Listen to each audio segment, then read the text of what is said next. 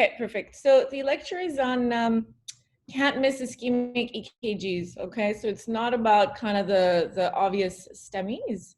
And we're just gonna go through some subtle cases that, maybe won't lead you to immediately activate the cath lab, but at least really watch your patient closely and then repeat EKGs and then maybe later on activate the cath lab. So if you guys have any questions, if you have any answers, just unmute yourselves.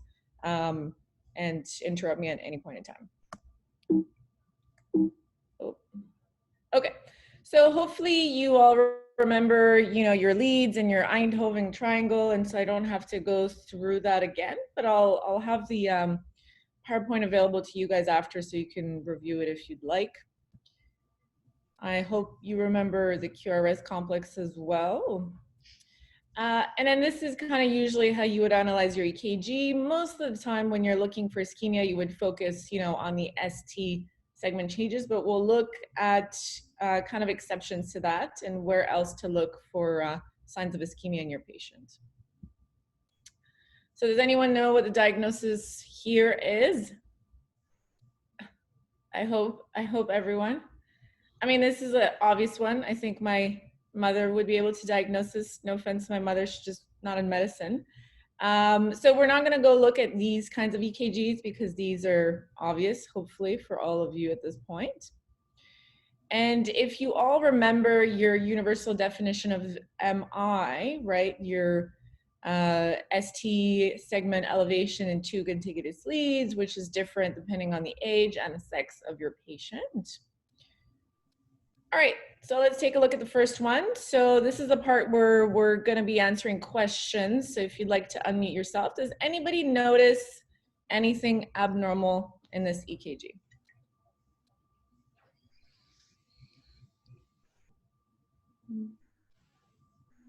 ABL, I see inverted or starting to invert T waves. Very good, very good. That's exactly it. So just for the sake of making this more simple, every single EKG I'm going to show you today is from a 40-year-old diabetic obese smoker that's presenting with chest pain. So just assume that's always the clinical context. So absolutely right, Rebecca. So inferior MIs, all right? Most of the time it's going to be your RCA, but it could really be any of the three coronaries, right? It depends on which one's dominant. So you can have it from your RCA, you can have it from your circumflex. You can also get kind of a strange pattern from what we call a wraparound LAD. So one, that does perfuse the inferior segment of your heart. And it'll give you kind of a concomitant pattern of an anterior and an inferior MI. All right, so just be careful, because sometimes we tend to assume those are pericarditis because it's such a, wide territory, but it is possible. So the first thing that you're going to see is exactly what Rebecca was saying. You'll see ST depression and sometimes just sagging in AVL, right? Because that's where you see your reciprocal changes for your inferior leads, and that's going to be the thing that shows up first. And then after that, you progress to, your classic ST segment elevations in 2, 3, and AVF. You can also have reciprocal ST depression in the more lateral aspect of your EKGs. That includes 1 AVL, V5, V6. And also recall, that these patients often have AV blocks and can progress to, heart block. So how do you differentiate these patients from pericarditis? It's really with reciprocal changes, all right? So in this study, they took a look at a series of patients that had ST depression in the inferior leads. And there were basically none that were ultimately diagnosed with pericarditis that had ST depression or T-wave inversion in AVL, okay? So it's very sensitive and specific for, acute MI. So you can use that if ever you're wondering what your patient might have.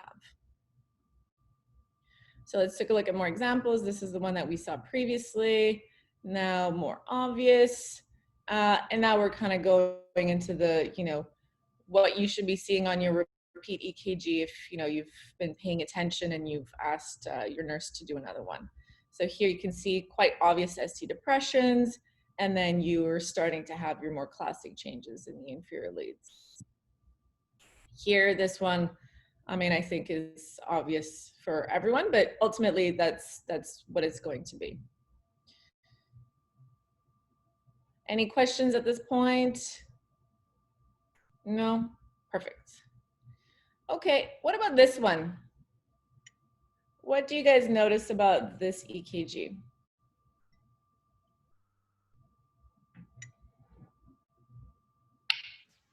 Posterior MI. Mm-hmm. Very good. And so what makes you say posterior MI? When you look at the anterior leads, they're ST depression. So this is actually reciprocal and changes of the lead that you would have from posterior. Well, posterior image of like what you have on the back of the heart. And how are you going to confirm it? So you can do 15 lead EKG with the posterior lead that you place in the back. Perfect. So precisely that. Here you have your posterior leads. So what makes you suspicious about a posterior MI? So it's exactly what Xavier was saying, ST depressions. It doesn't have to be a full millimeter, it could be 0.5. Your T waves will actually be upright, and you'll have tall R waves in V1, V2, V3. So basically it's the reciprocal of ST elevation, inverted T waves, and Q waves. And you'll see your reciprocal changes as well. So it's usually associated with inferior STEMIs, but 4% will be isolated, okay? So don't assume that you can always count on diagnosing your inferior MI, and it doesn't matter if you miss your posterior MI.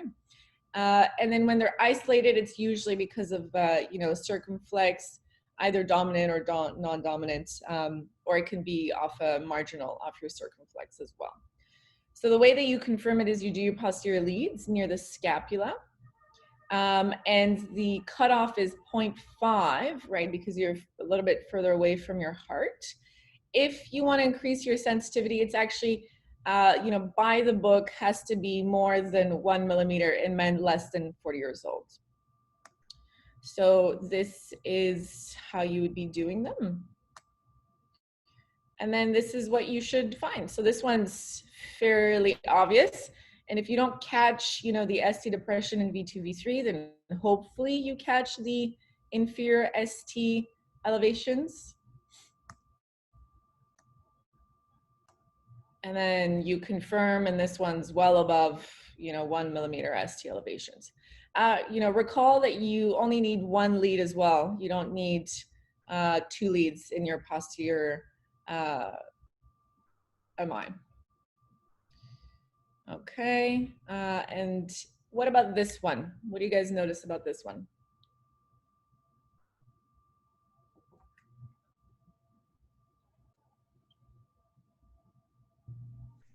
Looks like an inferior STEMI, but more specifically, probably a right-hearted, like the right-sided, because there's innervation in 2, 3 AVF, but 3 more than 2, make us think about the implication of the right ventricle. And so why would you see a higher ST elevation in lead 3 versus 2 if the RV is implicated? The exact reason I don't know. I just know that we look for this and then we ask for V4. I mean, I'm right-sided leads, and then we'll look in V4 to see if there's elevation that's going to confirm. But the reason why 3 more than 2, I don't know. I just. So the reason is very straightforward. It's just your lead 3 is more rightward facing, right? If you recall your Einthoven's triangle, right, your lead 3 is more towards the right. And so if that's where the vector of injury is, then that's where you'll see the higher elevation, right? So just if ever you're wondering what your EKG means, try to recall how it's actually made, and then everything, will make sense to you. But perfect, Emily, that's exactly that. And then you confirm with your V4R. So right ventricular MI, almost half of inferior STEMIs have it, The reason why it's important to actually identify it is because, you know, sometimes you can have an isolated right ventricular MI, but also they have worse prognosis, and recall, you know, that they tend to be fluid responsive.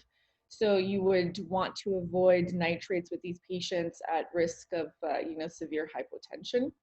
And what would make you suspicious is exactly what Emlyn was saying. So ST elevation higher in lead 3 than lead 2.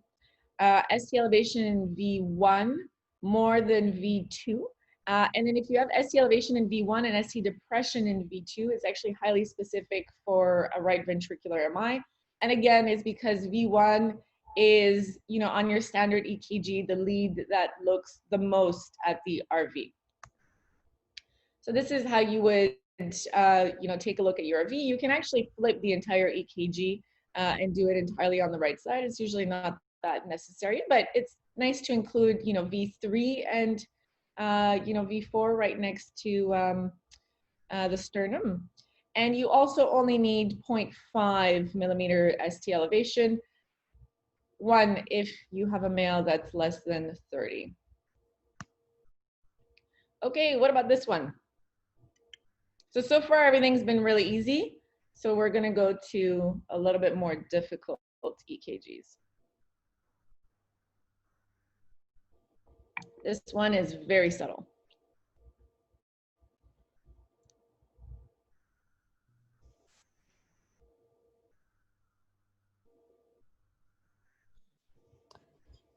So do you notice? Yeah. Sorry. There is ST elevation. This is Hajar. There is ST elevation in the ABR. Okay. And ST depression in 1, 2, and 3. Okay. Anybody else? And ABR. I'm just gonna try. I think there's ST elevation in V2, V3 with the right bundle branch block pattern. So we don't accept more, not even a 0.5 millimeter elevation. So exactly. Very, very, very good. So this is a right bundle. Emlyn, what are you supposed to see in a right bundle in V2, V3 normally? At least isoelectric or depression of the ST. So that's why if you see even a millimeter or 0.5 millimeter, you can call it a STEMI. Exactly. So in a normal right bundle, you should actually have, like Emlyn was saying, either isoelectric, but most of the time ST depression and T wave inversions. So this is abnormal. Again, you know, it's barely elevated. So you're probably not going to call this immediately to the cath lab, but this makes you very, very suspicious for an acute MI in this patient. And then this one is just the more obvious version of the previous one, but here you can clearly see, you know, that V2, V3 has ST elevation, which is frankly abnormal in a right bundle. All right, so just to have a little reminder of what right bundle is supposed to look like. Okay, so you guys remember your criteria for diagnosing right bundle.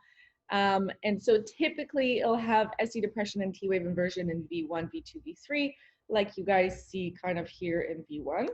All right, so this is what a normal one looks like. Okay, so this, recall this pattern in your head and then compare it to the previous one, which is, you know, obviously abnormal. So this is a very, very tricky one where you have to know what you're supposed to see, because even isoelectric in the right context can make you very suspicious. What about this one?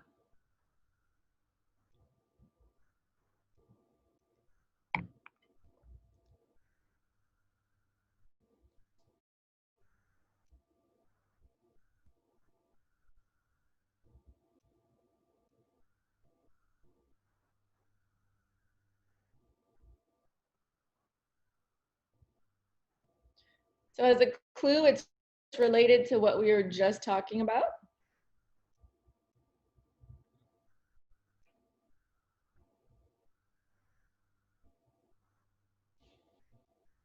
Okay, so I think this one's a little bit hard. So it's again a right bundle, all right? But the important thing here is to try to identify where your J point is, all right?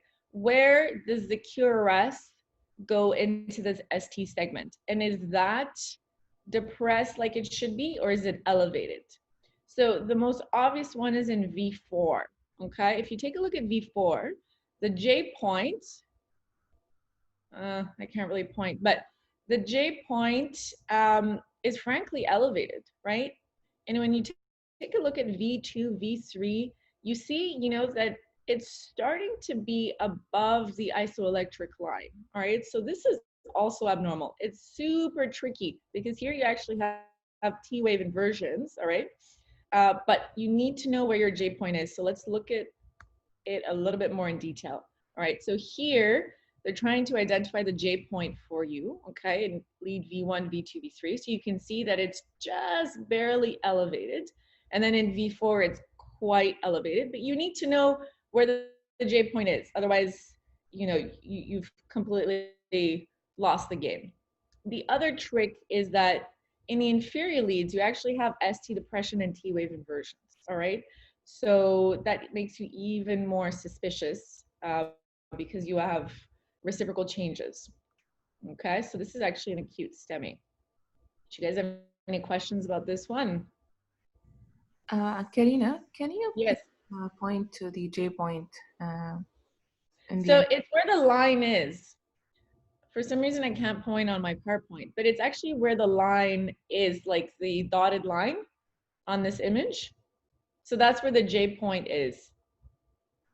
It's where the end of the QRS goes into the ST segment, which is super tricky to see on this one, but on the V4, it's a little bit more obvious. You see where it changes directions?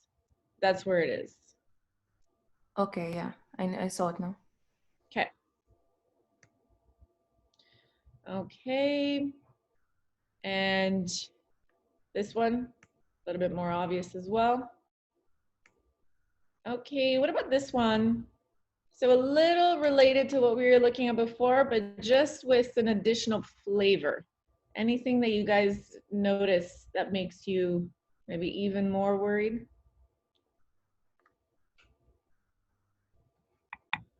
Is this left bundle branch? No. Similar to previous with ST depressions in 2-3 and AVF. Yeah, exactly. With the additional flavor that there's left axis deviation, all right? So this makes us suspect that there's left anterior fascicular block. Why is that bad? So left anterior fascicular block, if you guys recall, all right, it's left axis deviation. So lead 1 and AVL are positive, lead 2, 3, AVF are negative. And then there's the, you know, additional criteria of the small Q wave and tall R waves in 1 and AVL, and then the small R waves and deep S waves in lead 2, 3, and AVF. The QRS is usually a little bit prolonged, which becomes more tricky when there's already another bundle branch block, okay? And then you have increased QRS voltage in the limb leads, all right? So these are your criteria for the left anterior fascicular block. When it's combined with right bundle, okay, it's actually suggestive of a very large area of injury, okay, because it's affecting many fascicles. So there is a study in 2012 where they looked at a series of patients coming in with acute MI. And among the 35 that came with an acute left main, 26 presented with right bundle, and most of those were with the left anterior fascicular block. So if you guys remember back in the day when a new left bundle was considered to be a STEMI equivalent, so they actually found that a new right bundle is much more suggestive of an acute MI than left bundle. And a new right bundle with left anterior fascicular block is even more so. And these patients tend to have poor prognosis and high mortality because, again, it's a very large area of injury. Do you guys have any questions about that? Perfect. Okay, so just looking at more additional examples. Here, the J point, I think, should be obvious. Hajar, do you see the J point here? In V1, V2, V3? Where the QRS directions? Yes, I see it. Okay. And again, you have your left axis deviation. Okay, what about this one?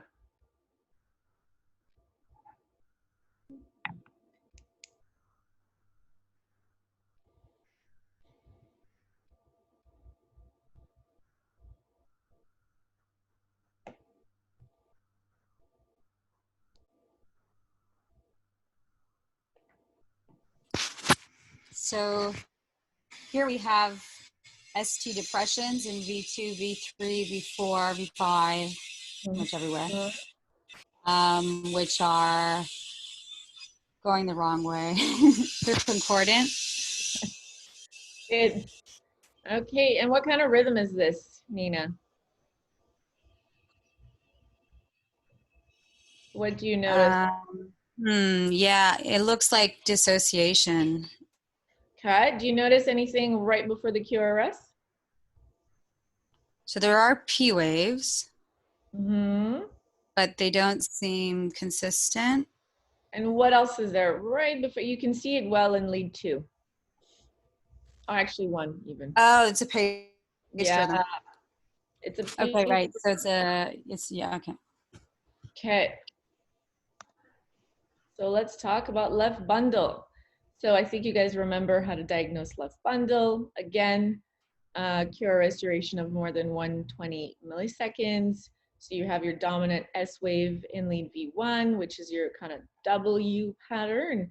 And then the broad monophasic R wave in the lateral leads with sort of M pattern. And what it should have is, like Nina was saying, appropriate discordance, okay? So the ST segment and the T wave should go in the opposite direction of the main vector of the QRS, all right? And it should also have left axis deviation and then poor R wave progression across the EKG. So this is what it should look like, okay? So this is a normal left bundle with the appropriate discordance, okay? With your M and your W pattern. So let's take a look at Scarbosa criteria. Okay, so this is Scarbosa classic. So you have your Scarbosa A, which is your concordant ST elevation, which means that it's ST elevation in the same direction as the main vector of the QRS, all right? And that gives you 5 points. And then concordant ST depression, all right? So Scarbosa criteria only applies to V1, V2, V3, all right? So if you have a concordant ST depression in V4, V5, V6, it's not actually Scarbosa. It could be abnormal, but it doesn't actually fit in the Scarbosa criteria, okay? So recall only V1, V2, V3. And then discordant ST elevation of more than 5 millimeters, all right? This applies to paced rhythms as well.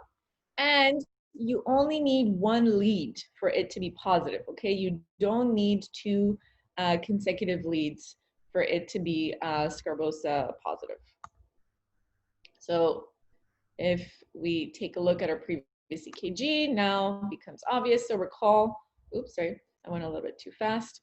So recall that, you know, only V1, V2, V3 is Scarbosa. So V4, V5 is abnormal, but it's not technically Scarbosa. And if we take a look at this one, so AVL, so this is Scarbosa A.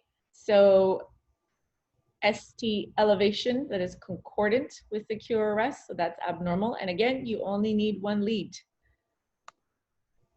What about this one? So again, it's left bundle. Do you guys see any Scarbosa criteria here?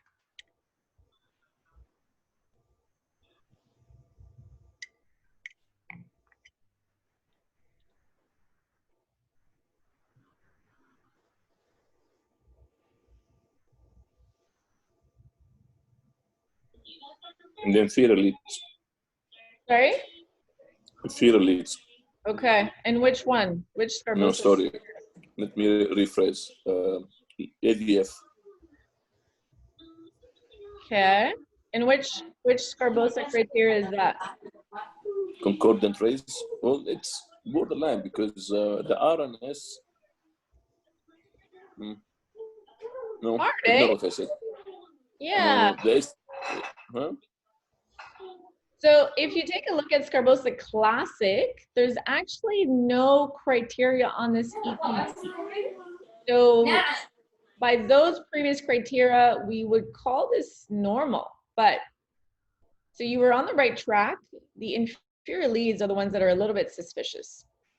So there's actually the modified Scarbosa criteria, all right, where instead of taking a look at the absolute ST elevation or ST depression, it takes a look at it in relation to the size of the QRS, all right? So it's in proportion to the QRS.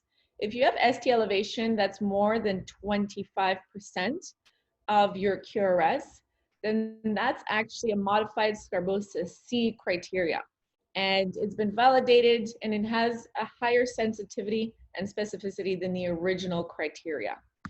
So if we take a look closer at those inferior leads, if we blow them up, it's not the greatest quality, but if you calculate, all right, your ST elevation, which is about 3 millimeters, and then the size of your QRS, so your S wave is 7, it's actually 0.42. So it's more than 25% that's Scarbosa C positive, all right? So that's abnormal. You can use this algorithm, all right? So some people suggest starting with the Scarbosa Classic, and then if it's not positive, then just going to the modified Scarbosa. All right, let's take a look at this one. So this one is super tricky. If anyone gets this one, honestly, I'll be very impressed.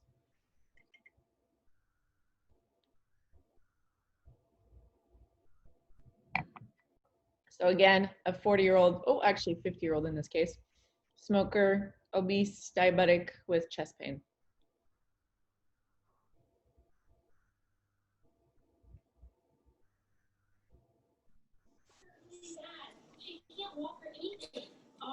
Well, you have a depression in 2 and 3. Should you think about right and posterior?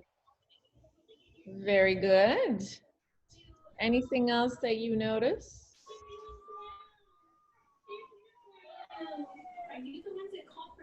Yeah, there's a ST elevation in V1, V2. Very good. So this is what a lateral MI looks like. Okay, by lateral, it's either an obstruction of D1 off the LAD or a marginal off the circumflex. And basically, it's the upper left border of the heart, which is infarcted. Okay, so that's what we mean when we say lateral. And usually the findings will be ST elevation in 1 AVL and V2. Okay, so recall V2 less than V1. You can also have ST elevation in V6, depending on how lateral it is. And then the reciprocal changes will be in your inferior leads, especially leads 3. So to understand why it gives you this particular pattern, let's take a look at how we take the EKG, okay? So this is how you put your EKG leads on a patient. So if you see V1 is kind of out of the way, right? It's quite right-sided. It's, lateral to the sternal border. If your patient truly has, high lateral MI, it's not really going to capture the vector of injury, all right? Your money lead in this case is going to be your V2, which is really the only lead on your EKG that's looking directly at that area of injury. V3, V4, V5, V6 is not going to capture it.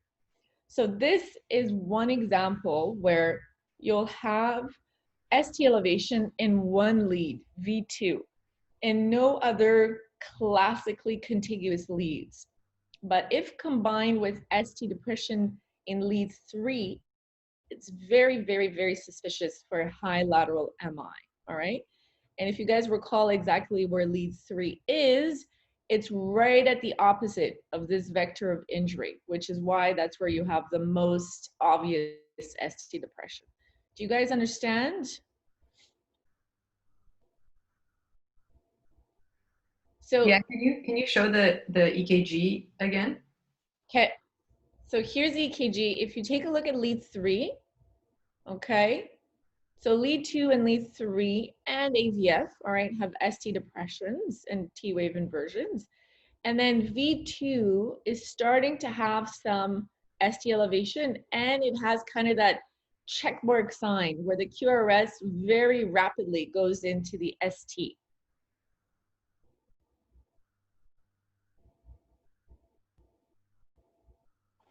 EVL looks elevated also. Yeah, agreed. Agreed. So it's also looking at that same area of injury. It's just the thing to be careful about with the high lateral MIs is that you won't always have the same constellation of symptoms, all right? Sometimes it's only going to be V2 with the reciprocal changes in lead 3.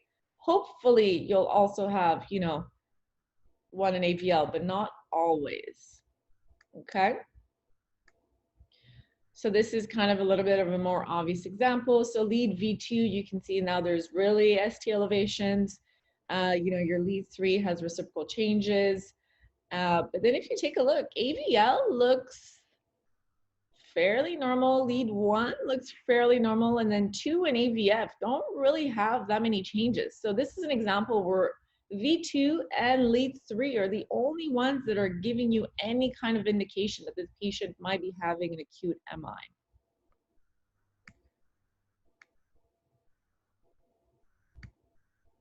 Okay, so this is another example. This is the same one that we saw previously. All right. Okay, what about this one?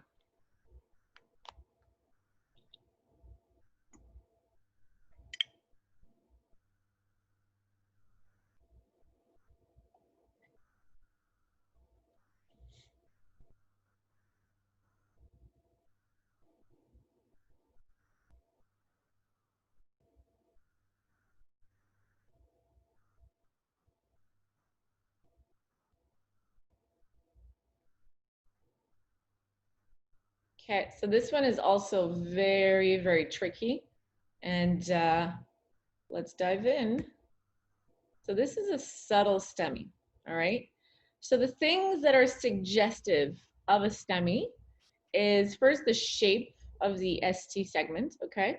So the first one is much more suggestive of, you know, early benign repole. But then the second one, I mean, that's frankly abnormal, right? That's concave, it goes straight into the ST. That's not a good looking ST. The other thing that's abnormal is if the ST elevations are very high, all right, more than 5 millimeters, that should make you a little bit more suspicious. The other things that are abnormal are Q waves, all right? If you want to call something benign early repole, you should have QRS, right? Or if you want to call something, you know, ST changes due to LVH, well, then you should have LVH, right? So if you have Q wave, that's frankly abnormal. If you have ST depression, that's also abnormal, okay? You shouldn't have, you know, reciprocal changes if you're calling something benign early repole or LVH. The other thing that's abnormal is hyperacute T waves. So T waves that are larger than the QRS, like V3 here, that's also frankly abnormal, all right? You can't really blame that on benign early repole or LVH. And then T wave inversions also, you can see that in LVH, but you should be very, very suspicious because it could be abnormal. So if you don't have any of those things, how do you differentiate between benign early repole and an anterior STEMI? So you can use something called terminal QRS distortion.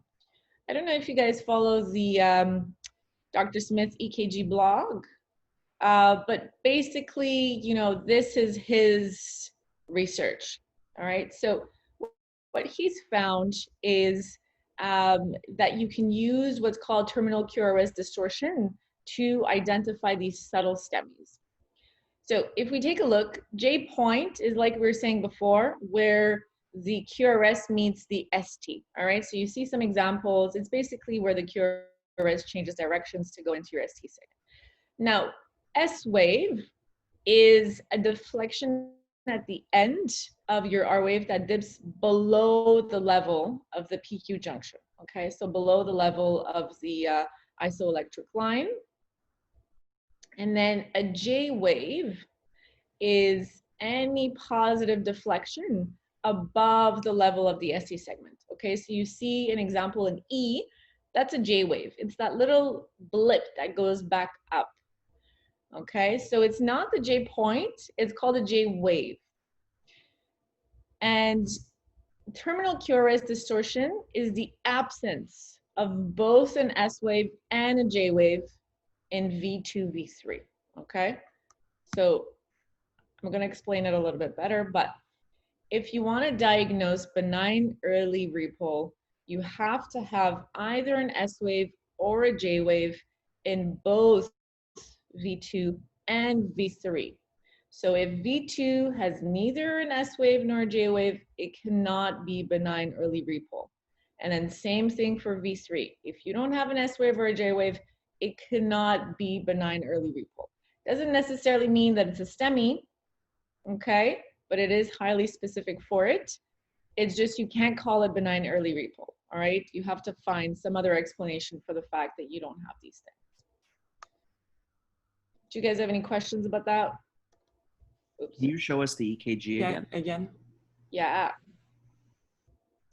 So here, okay, if you take a look at V2, it has an S wave, right? The kind of negative deflection that goes below the isoelectric segment. So V2 is fine. V2 works. V3, however, has neither an S wave nor a J wave. So you can't call that benign early repole. It's super tricky because it's right on the isoelectric line, okay? But you either have to have the J wave or the S wave, and V3 doesn't have it. I have a question in this one. So if we're not saying it's early repole, then we think maybe, or at least I was thinking, maybe this is pericarditis. So I check, you know, is it concave or horizontal, ST elevation? But I don't see, you know, when I look everywhere, maybe in lead 1, it starts to be more horizontal than concave, the ST elevation. But except for that, you know, and V3 versus V2, the elevation seems pretty the same. So how would you, because you said that was a STEMI, right? So, so yeah, my question, where's the STEMI here? Like how could we have clicked that this is a STEMI and not, for example, pericarditis starting, and you know, there's no reciprocal changes either. So yeah, this one's super tricky. If you take a look at V4, V5, V6, all right, so there's frank ST elevations there. And then, you know, V3 also has ST elevations. I don't think I would necessarily call this based on this EKG, but it's an EKG that you should be repeating and that you should watch your patient closely. That's all that means. I don't think there's a cardiologist that's going to take this to the cath lab. All right, this is very subtle, but it's just an indication of something that should make you suspicious for looking more closely. All right, so on this, you know, Dr. Smith's EKG blog, he actually has cases where he calls these EKGs and sends them to the cath lab. I mean, I think that that's a little bit aggressive. And I know that the cardiologist that I work with would never take this, but it's just an indication of little signs that should make you more suspicious for something going on. That's it. Awesome. So a lot of these EKGs are not meant to be sent to the cath lab immediately. It's just meant to kind of give you a little sense that something could be going on with your patient and to just repeat EKGs and watch them more closely. Does that make sense? Yeah, no, it's good. Thank you. Yeah. I have a question. Yeah. Yeah, it's Nina. Just in the context of seeing EKGs without a patient, which is something that we have to do, where you don't necessarily have the story behind them, do you worry about these more subtle like changes? I mean, 100%. Like when somebody hands you an EKG without a story, it's very, you know, difficult to make an appropriate judgment, right? So when we do H1, we're often handed these EKGs all day long, and we have no idea the age of the patient, the presentation. The reason why they do EKGs at triage is so varied that it goes from you know, the patient vomited to, you know, the patient has crushing chest pain, right? So what I do is I take a look, see if I see any obvious STEMIs, and then I take a look for those more subtle findings. And if I find something that makes me suspicious, then I start asking more questions. I take a look to see if there's a previous EKGs. But of course, it's super, super tricky. And what ends up happening is that you tend to kind of overcall, you know, if there's an EKG that looks abnormal, and then oftentimes, you know, when you find out the actual story, you're like, okay, well, that's a lot less worrisome, right? EKGs are just one data point, right? By themselves, they don't mean much. You need to have the clinical picture that's suggestive of ACS for you to make that call, right? So it's very, very difficult, and I'm not sure if there's a better way of doing things. I know it's meant to identify kind of STEMIs at triage, but what ends up happening is that, you know, you tend to identify every little thing that's abnormal, you know, when finally the patient's, you know, not here at all for that kind of complaint. I don't know if that answers your question, Nina. Yeah, that's helpful. Thank you. Okay. All right, so this EKG is basically just one, you know, where you shouldn't even have to make that distinction. Why? Because you have Q waves in V1, V2, V3. You know, again, that's frankly abnormal. And then you have your ST elevation in V2, V3. You know, you can't really call that benign early repole. This is actually, I think, an EKG from like a 30-year-old patient where they did call benign early repole based on the fact that he was 30 years old and he ended up having, you know, an acute LAD.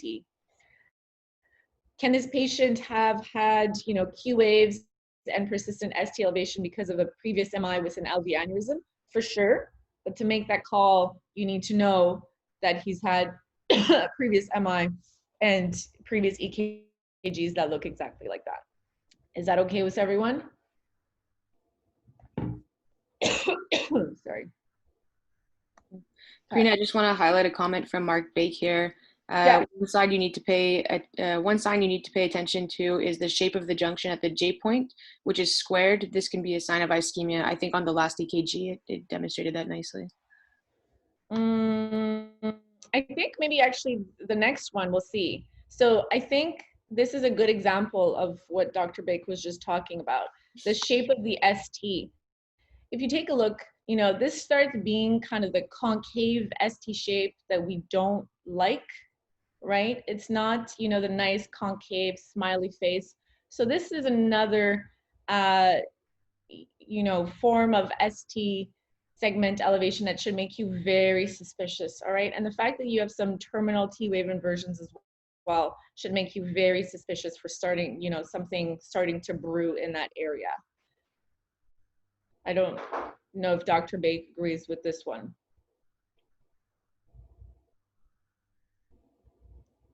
Okay, I'll move on to the next one. Sorry, the previous ECG was a better example of what I was referring to. The one, I can't remember which one, not that one. Let's go back. Keep going. This one, hold on. No, just one you had just before. Okay, hang on. Like that one, 19. So if you look at V5, if you look at the second beat, you see that the QRS, when you get the junction to the T and ST segment, you see how it squares off and it's like a flat line. If you look at V5, the second beat, that is not normal. It should be more rounded. I'm not sure if I'm being clear. You see also in V6 in the first beat, it squares off. It's not a nice sloping continuation between your QRS and your ST segment.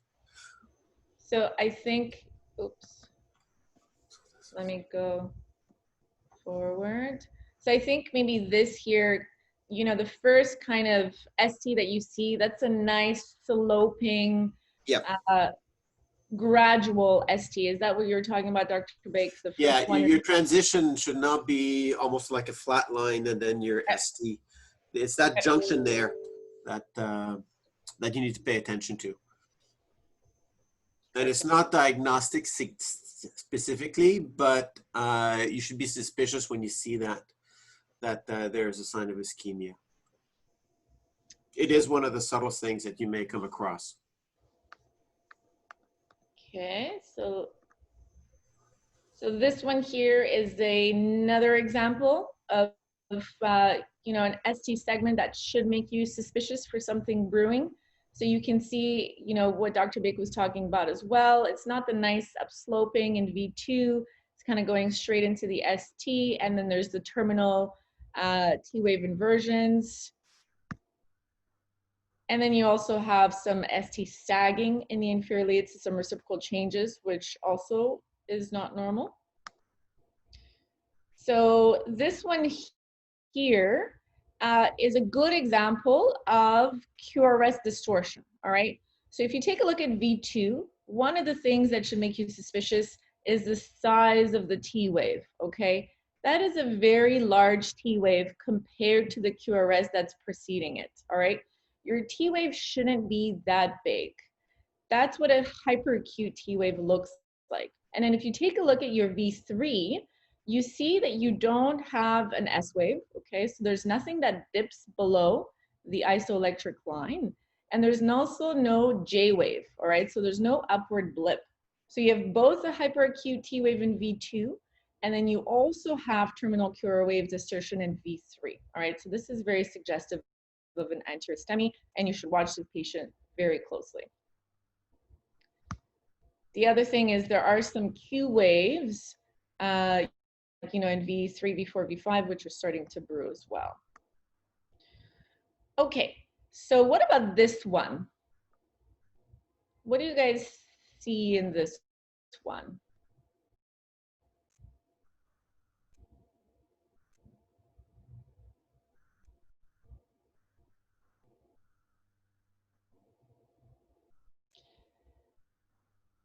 So there are some ST elevations in V2, V3, okay? You do have an S wave in both V2, V3, okay? So could be normal, but is it benign early repole or is it an anterior STEMI? You know, you don't have your Q waves, your ST segment doesn't look frankly abnormal. This one is tricky, all right? So how can we differentiate this one from benign early repole? So Dr. Smith actually elaborated what's called the subtle anterior STEMI calculator, okay? And the way that he did that is they took a look at a series of patients with both benign early repole and anterior STEMI, and they looked at which characteristics were more common in one group versus the other, all right? The EKGs that they excluded are the ones that they felt were obvious MIs, all right? So the one that had very large ST elevations, so more than 5 millimeters. The one that had the abnormal shape ST elevation, so the non-concave. The one that had reciprocal changes.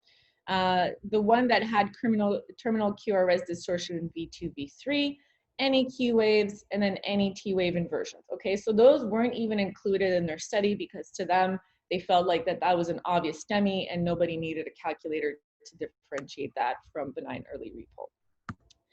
So what their calculator includes is a corrected QT interval, the QRS amplitude in lead V2, the R wave amplitude in lead V4, and then the ST segment elevation 60 milliseconds after the J point in lead V3, all right? So it's about 1.5 square. So if we take a look at our previous EKG, if we calculate all of that, all right, so the QRS in lead V2, the R wave in lead V4, and then the ST segment elevation 60 milliseconds after in V3. If we put that in our calculator, it gives us a number. And then they have a cutoff, which I believe is 19, at which point it becomes more likely to be an anterior STEMI. The reason why that is because they found in their study that in patients that had anterior STEMIs, the R wave amplitude tended to be lower the ST segment elevation tended to be greater, and then the QTC tended to be longer. All right, and so that's how they elaborated this calculator. Again, all right, I think you'd be hard pressed to find somebody to take this patient to the cath lab, but it's just another sign that there's something that could be abnormal in this patient.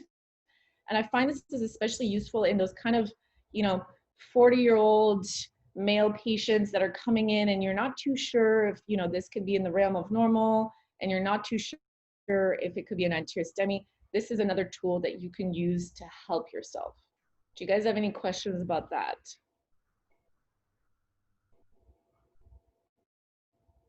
That's good. Okay. What about this one? Oh, shoot. Yeah, will you mention that to the cardiologist? I know we had a fellow that came and talked to us last year who was very into Dr. Smith, but I don't know if the older ones would be aware. Yeah, so I think it's not everyone is kind of following this literature. So I have mentioned it sometimes. They don't always know what I'm talking about. And again, they'll usually wait until there's kind of the obvious STEMI criteria before taking these patients to the cath lab. But, there are some of the, fellows that are following this type of literature. So I think it's worth, discussion with them for sure. All right, what about this EKG? I think after those subtle STEMIs, this one should be a little bit more obvious. It's a De Winter T-wave progression. Okay. Is this, somebody that you're going to wait until the morning to call the cardiologist? I'll call the cardiologist now, but the cardiologist might not know based on the literature. Okay. So you are correct. That's a De Winter. So it's actually a STEMI equivalent, all right? So these patients should go for a stat PCI. And you see it in about 2% of acute LAD occlusions, all right? So the minority, but it's still a pattern that you should know about. And the diagnostic criteria is upsloping ST depression of more than 1 millimeter at V1, V2, V3, V4. There's no ST elevations. There's tall symmetric T waves. And then you can also have some ST elevation in, AVR and AVL, but it's really ST depression with tall symmetric T waves. And this is, stat PCI activation. A question about this one. If you were in a non-PCI capable center, would you give these people TPA? My discussion with cardiologists is that they would cath these people, but not lyse them. What's your opinion? I mean, I think I would, give them thrombolysis, again, depending on how far I am to a, PCI capable center, and upon discussion with the cardiologist, but it is an acute LAD occlusion. And so I would, try giving them the best chance of success and then transfer them to a center where they could perform PCI after. That makes sense, thanks. Okay. So do you guys notice anything abnormal in this EKG?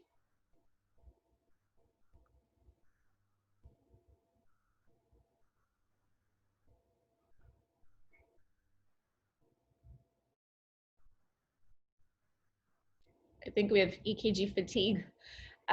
So this one, the T wave in lead V2 and V3 obviously is not normal. So this is exactly what a hyperacute T wave looks like.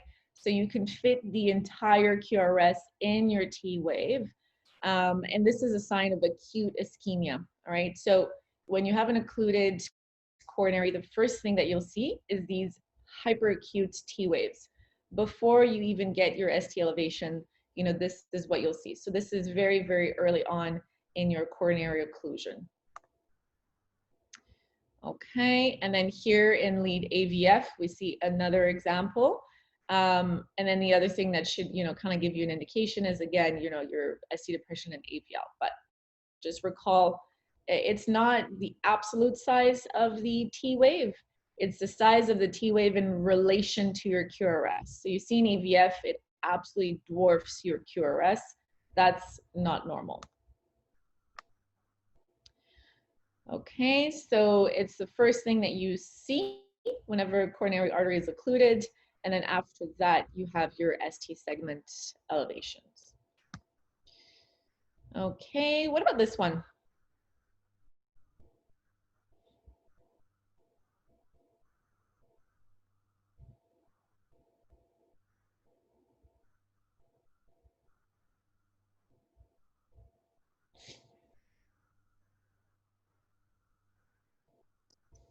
Is this AVR elevation suggestive of left main disease? Okay, perfect. So AVR elevation with what else? Diffuse global depression. Yeah, exactly. So you have diffuse ST depression with elevation in AVR. So it's suggestive of left main, but we'll go into more detail about what the rest of the differential is. Okay, so it's a ST elevation in AVR of 1 millimeter, and then diffuse ST depression in your inferior leads, and then most prominently in your lateral leads. And so, you know, the reason why that is because that's really where the vector of injury is, right? If you have your occlusion near where the left main is, then that's where you'll have the vector of injury most closely to the AVR, and then the rest of your EKG will show your reciprocal changes. So I remember there was a certain point at which, you know, this became kind of a STEMI equivalent with stat PCI activation. What's important to know about this pattern is that there's actually a differential, all right? So if you have a patient where you suspect ACS and where they look sick, the differential is left main occlusion, proximal LAD occlusion, or triple vessel disease. All right, so it could be any of those three. But you can also see this pattern in your non-ACS sick patients. So anything that causes diffuse subendocardial ischemia can show up with exactly the same pattern. All right, so that includes severe anemia, dissection, a large, massive PE, sepsis, and then you can also see it as a normal variant, especially in patients with SVT. So you'll often see it, you know, when they're in the throes of SVT and their heart rate is 120, and then after that, when the SVT resolves, the pattern resolves. All right. So just recall that there could be a differential when you see this pattern. It doesn't necessarily mean that it's a left main occlusion. So if we take a look at this patient, all right, so that's the one that we saw previously with your diffuse ST depression and then your elevation in AVR. But then this patient, all right, a 75-year-old gentleman, end-stage renal disease on hemodialysis, that's vomiting, weak, febrile.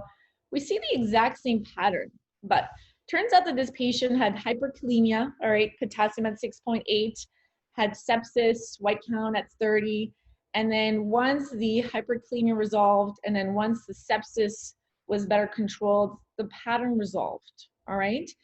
It's very likely that this patient, you know, had triple vessel disease. He's a 75-year-old gentleman on hemodialysis. But is this something that we're going to be sending to the cath lab?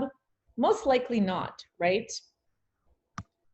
What about this lady? 85 years old, she's short of breath, she's tachypnic. So this lady actually ended up having a massive PE. And then when the PE was treated, the pattern resolved. Again, it's very possible that she had, you know, coronary disease, but is this something that needs a stat PCI? Probably not. So this is kind of how you should be thinking about it, all right? The patient that you want to be sending to for immediate PCI is patients that come in with presentations that are suggestive of ACS, all right? So the gentleman that was on hemodialysis, septic, hyperkalemic, not necessarily suggestive of ACS. If your patient's unstable in cardiogenic shock, that's another patient that probably needs stat PCI. And then your stable patients where the ischemia is not relieved with maximal medical therapy should also probably go sooner rather than later. The ones that can go for kind of delayed cath, so within 24 hours, are the ones that are coming in with something suggestive of ACS, but that's well controlled on your medical therapy, all right?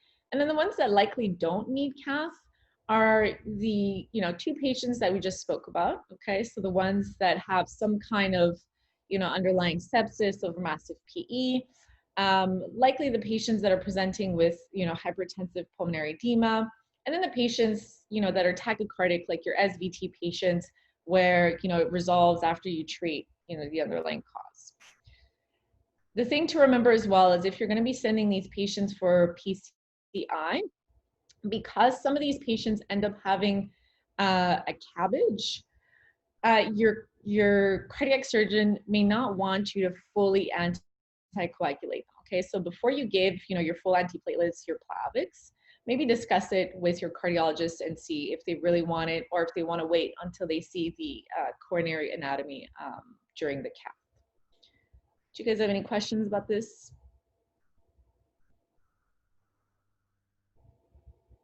No? Perfect. Okay, what about this one? I think this is the last one. This is a Wellens. Mm-hmm. Very good. In V2, V3, you see the biphasic. And are you activating the cath lab? Again, I'm going to call cardiology now and leave that decision up to them. Okay. Well, then it's a stable lesion of the LAD, so can wait. Perfect. Exactly that, Emlyn.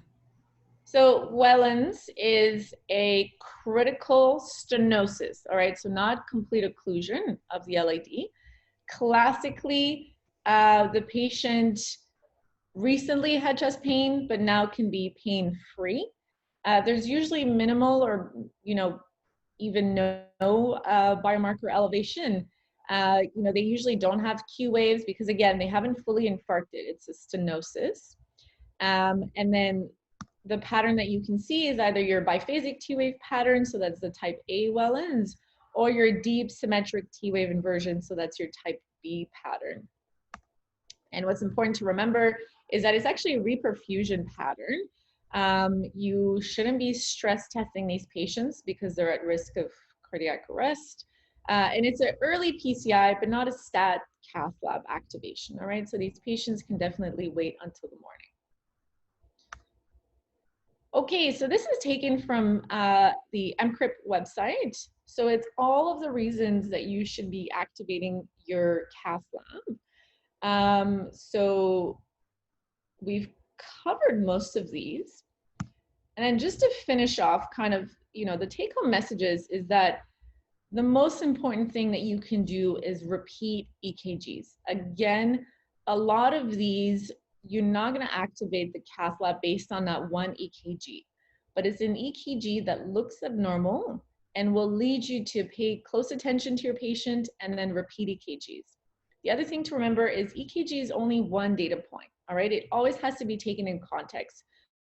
So like Nina was saying, it's very difficult to just take a look at an EKG without really knowing what's going on, all right? And sometimes you can be tricked, like those patients that we saw, the 75-year-old septic patient that's on hemodialysis. They're frankly abnormal EKG, but it's not a stat cath lab activation, okay?